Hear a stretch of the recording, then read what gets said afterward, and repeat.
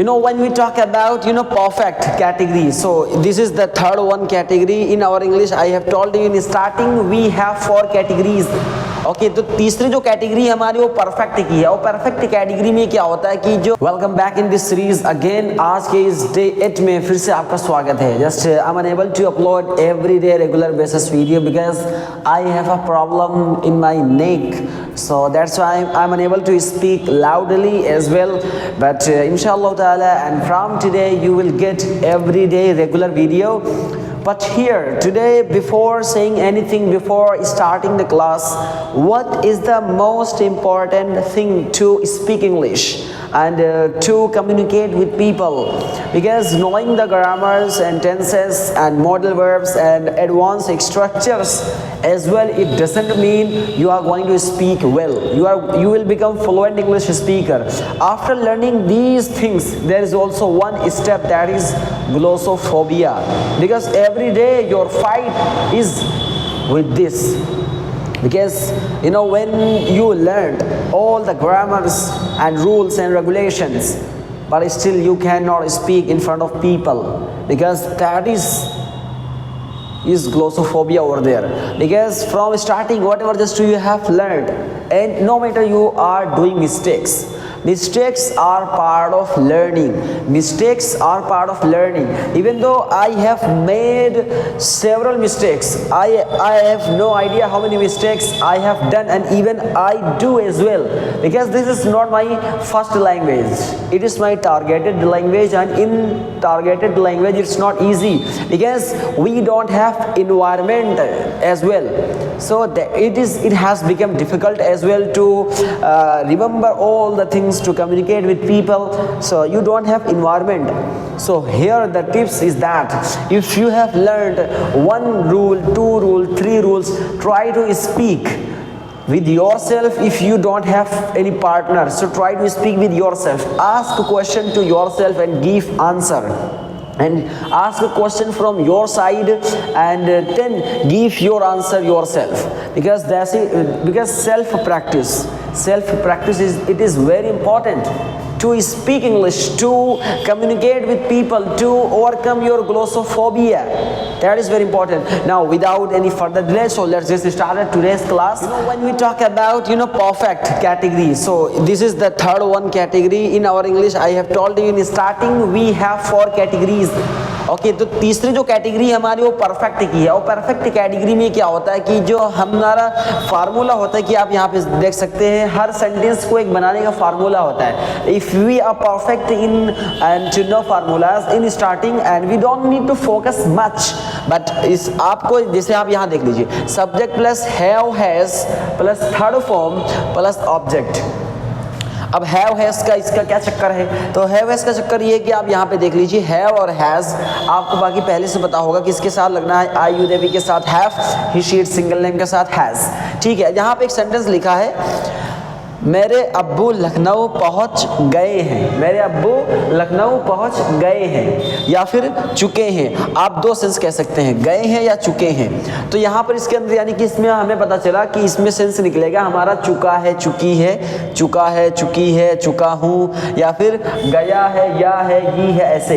मेरे अब्बू लखनऊ पहुँच गए हैं, जैसे मेरा वो स्कूल जा चुका है, क्या या लास्ट में चुका है, या लड़की तो वो स्कूल जा चुकी है, वो खाना पका चुकी है, मैं खाना खा चुका हूँ, मैं हूँ तो मैं खाना खा चुका हूँ, या फिर मैंने खाना खा लिया है, या है। ओके, मैं बाजार चला गया हूँ, या हूँ। तो ऐसे सिचुएशन में हम इस फार्मूले को फॉलो करेंगे। अब देखिए यहाँ पर मेरे अब्बू लखनऊ पहुँच गए हैं। अब मेरे अब्बू यानी कि सिंगुलर नेम, माई फादर, मेरी बात नहीं हो रही, मेरे फादर की बात हो रही। अब जहाँ मेरे फादर की बात होगी तो हम यहाँ पर इसको ले चलेंगे अब ऐसे, my father.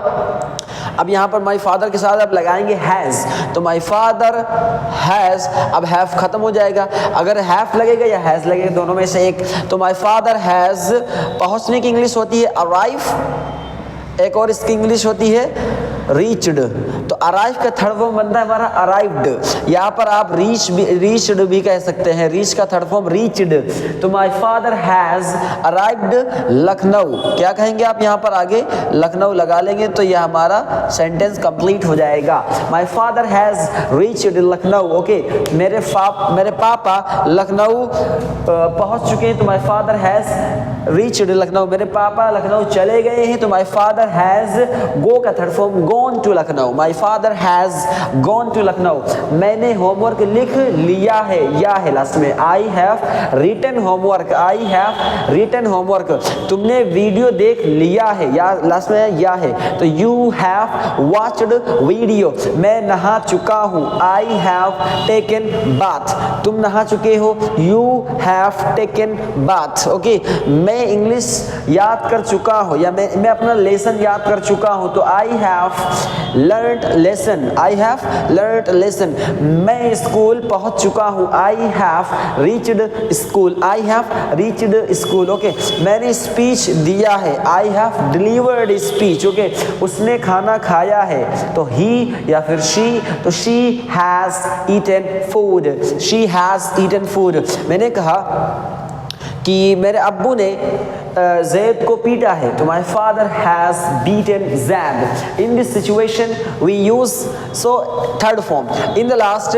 Now coming to the next one, जब हम बात करेंगे पास्ट परफेक्ट में, तो सिर्फ ये हेल्पिंग वर्ब चेंज होता है, बाकी हमारा इस आप देख सकते हैं तीसरे नंबर का है, तो इसमें हमारा थर्ड फॉर्म भी लगता है। आप ये समझ लीजिए, इससे इजी याद करने के लिए तो थर्ड फॉर्म लगाना है। सिर्फ हमारा हैव हैज़ की जगह पर हैड आ जाएगा, तो हमारा ये पास्ट बन जाएगा। तो हिंदी में सिर्फ हमारा था थी थे लग जाएगा, यानी चुका था, चुकी थी, चुके थे, मैं लिख चुका था, तुम लिख चुके थे, लास्ट में चुके थे, तुम बाजार जा चुके थे, क्या लास्ट में चुके थे, ओके। तो उसी सेंटेंस को मैंने सिर्फ यहाँ पर था कर दिया, आप देख लीजिए। मेरे अब्बू लखनऊ पहुँच गए थे या फिर चुके थे। अब सिर्फ आप यहाँ पर हैड चेंज कर देंगे, तो माय फादर सिंपल है, आप इसको लिख करके देखिए अपनी कॉपी में, माय फादर हैड, अब रीच्ड कह लेंगे यहाँ पर आप रीच्ड, अब यहाँ पर सिंपली आप ये लखनऊ लगा लेंगे, तो my father has reached had, my father had reached Lucknow. जैसे पास्ट आएगा उसमें हैड लगा देंगे। जैसे मैंने बोला मैं तो लखनऊ पहुंच गया था या पहुंच चुका था, I had reached Lucknow, okay. मैं होमवर्क लिख चुका था, so I had written homework, okay. जब तुम आए मैं लखनऊ चला गया था या पहुंच चुका था, तो व्हेन यू केम, आई यानी कि पास्ट सिंपल हमारा, when you came I had gone to Lucknow, I had gone to Lucknow. जब मेरे पापा घर पर आए मैंने टीवी बंद कर दिया था या मैं टीवी बंद कर चुका था, तो when my father came house I switched off TV, I switched off TV, I turned of TV.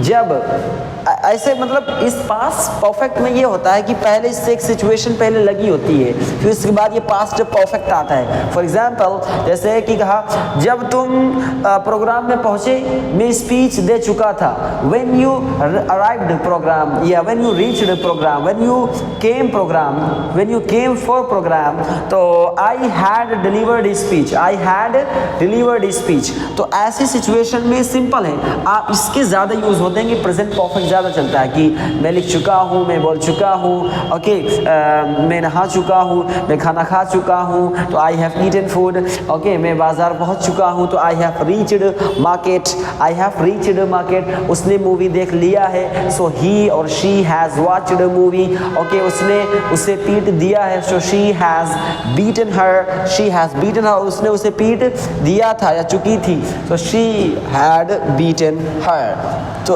और फ्यूचर सिंपल में बहुत ही सिंपल है, आप सिंपली आप ये कर सकते हैं, क्योंकि जैसे हमारा कैटेगरी चेंज होती है तो हमारा टेंस चेंज होता है, लेकिन जब हमारा टेंस सिर्फ टेंस ही चेंज होता है तो सिर्फ हमारा हेल्पिंग वर्ब चेंज होता है। जैसे यहाँ पर हमारा हैड लगा है तो इसमें सिर्फ विल हैव हो जाएगा, हमारा ये फ्यूचर बन जाएगा।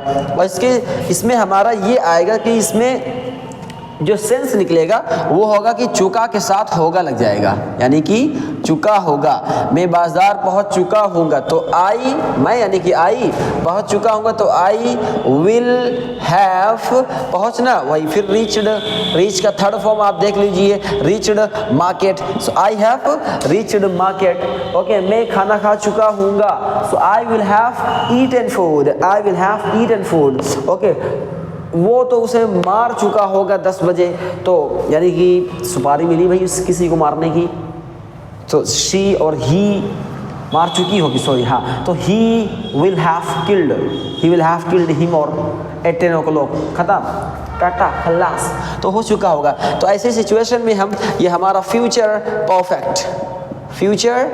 परफेक्ट, तो ये सिर्फ हमारा इसमें हैव हैज जो लगता है हमारा कुछ सिचुएशन के अलग अलग, बाकी सिंपल है। जैसे मैंने कहा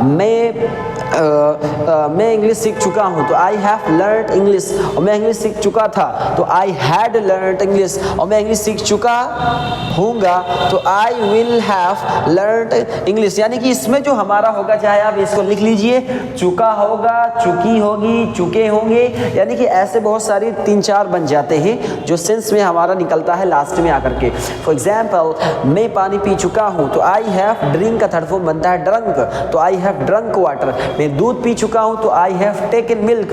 मैं चाय पी चुका हूँ तो आई हैव टेकन टी, और मैं चाय पी चुका था तो I had taken T. Okay, जब वो छत से गिरा मैं घर से जा चुका था।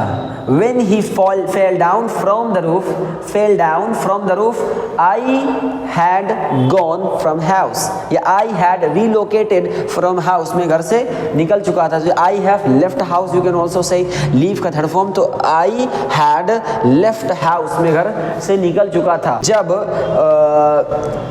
कि फॉर एग्जाम्पल एनी वर्ड, कि जब तुमने मेरा होमवर्क लिखा, मैं अपनी कॉपी उससे दे चुका था। तो when you wrote my homework, I had given my copy to him, to another person, maybe any other person I'm talking about. So when you wrote my homework, जब तुमने मेरा होमवर्क लिखा तो I had given my notebook to another person. तो मैं किसी और को अपनी कॉपी दे चुका था, तो चुका था, यानी कि इसमें एक सिचुएशन लगी होती है। इसमें क्या होता है कि सिचुएशन नहीं होती, मतलब आपसे कोई क्वेश्चन आएगा और फिर आप उसका रिप्लाई दे देंगे। यानी कि मैं खाना खा चुका हूँ तो आई हैव ईटन फूड, मैं खाना नहीं खाया हूँ तो I have not eaten food. Simply helping verb की, तो नेगेटिव वाले हम आगे भी पढ़ेंगे। तो simply we go through like this, you have to practice. जितना ज़्यादा आप प्रैक्टिस करेंगे उतने ज़्यादा आप परफेक्ट बनेंगे। तो एटलीस्ट आपको हर स्ट्रक्चर पर, जब भी आपको नए स्ट्रक्चर मिले तो आप कोशिश करिए उस पर 10 सेंटेंस, 20 सेंटेंस, 30 सेंटेंस जितने ज़्यादा बना सके बनाइए, ताकि वो आपके दिमाग में याद हो जाए। क्योंकि जो भी आप यहाँ पे अभी पढ़ रहे हैं ये याद नहीं है। Remember one thing, because when you are learning anything not here in your school as well, so that is only present in your mind. वो सिर्फ आपके दिमाग में प्रेजेंट होता है, वो याद नहीं होता है। आप उसको कुछ समय के बाद भूल जाएंगे। आप चाहे देख लीजिए, जो भी आज कल आपने स्कूल में जो पढ़ा था, टीचर ने पढ़ाया था, क्या वो आपको एकदम कंप्लीटली याद है? नहीं याद है। कुछ चीज़ें उसकी याद होगी जो इंटरेस्टिंग होती हैं, तो फिर उसके बाद बाकी चीज़ें आप भूल गए। तो इसी तरह same thing also happens over there. So आपको जो भी ये चीज़ें मिली हुई, तो इस पर you have to practice right now as well and after some time as well. So you have to practice and like for example you have to write and 1 sentence, 2 sentences in the comment section below in this video again, that is कि मैं खाना खा चुका हूँ और वो school पहुँच चुकी थी। मैं खाना खा चुका हूँ, वो स्कूल पहुँच चुकी थी। So thank you so much for watching this video. I will meet you soon in next video. So thank you so much again.